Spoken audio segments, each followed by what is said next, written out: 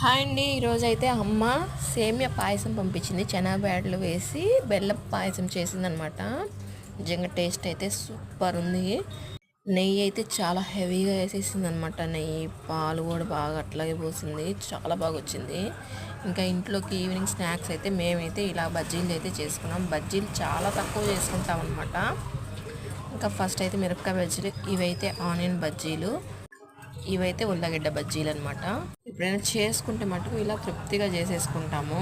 చాలా తక్కువ తింటాం బజ్జీలు. ఎప్పుడు డైలీ తినాలి అని ఏం లేదు. చేసుకున్నప్పుడు మటుకు ఇలా ఒకసారైనా బాగా తింటాం అనమాట.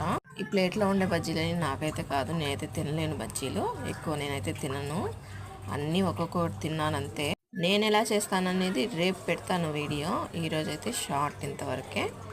ఏ ప్రాసెస్ అంతా రేపు వీడియోలో పెడతాను. నిజంగా పైన అయితే క్రిస్పీగా, లోపలేమో సాఫ్ట్గా చాలా బాగా వచ్చినాయి. నేను ఇంతవరకు ఇలా అయితే ఎప్పుడు చేయలేదు. ఇది రేపటి వీడియోలో చెప్తాను. వీడియో నచ్చితే లైక్ చేసుకోండి.